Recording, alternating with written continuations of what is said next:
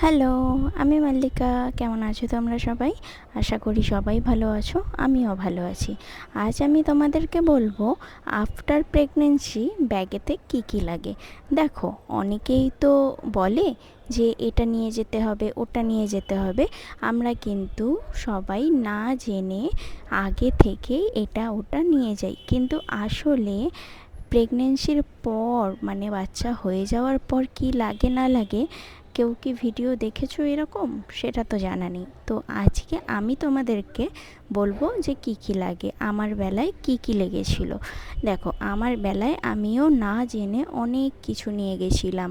তারপর যখন নার্সিংহোমে ভর্তি হই, ওখানে গিয়ে দেখা যায় যে আমার ব্যাগের অর্ধেক জিনিসই লাগেনি, আর সেই জিনিসগুলোই লেগেছিল যেগুলো আমি নিয়েই যাইনি।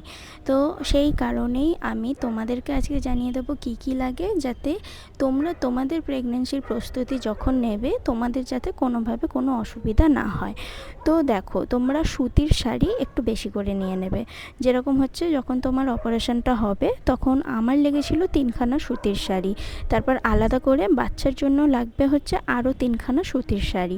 তো তোমরা সুতির শাড়িটা একটু বেশি করে নিয়ে নেবে। তারপর শীতকাল গরমকাল দেখে ব্ল্যাঙ্কেট ইউজ করবে, ব্ল্যাঙ্কেট নিয়ে নেবে।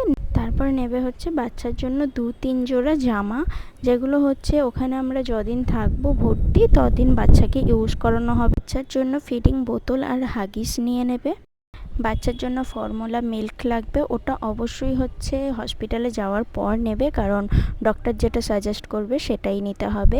তারপরে লাগবে একটা ফ্ল্যাক্স নিয়ে নেবে, যাতে গরম জল ইউজ করতে পারে, কারণ যদিন আমরা হসপিটালে ভর্তি থাকবো ততদিন আমাদের বাচ্চারা ফর্মুলা মিল্কই খাবে, সেই কারণে আমাদের গরম জলের দরকার পড়বে।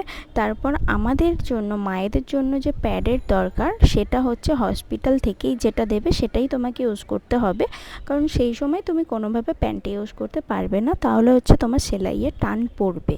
তো আমাকে যেটা ওরা সাজেস্ট করেছে আমি কিন্তু ওটাই ইউজ করেছি।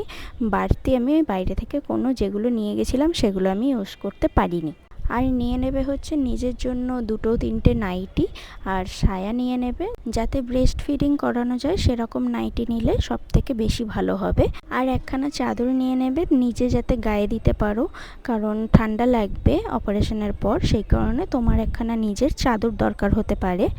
আর নিয়ে নেবে নিজের জন্য একটা চিরুনি, আর বাচ্চার আর মায়ের দুজনের জন্যই টিস্যু নিয়ে নেবে, কারণ তোমরা নিজেদেরকে টিস্যু দিয়েই ক্লিন করবে। ব্যাস, আর কিছু লাগবে না, এইটুকুই।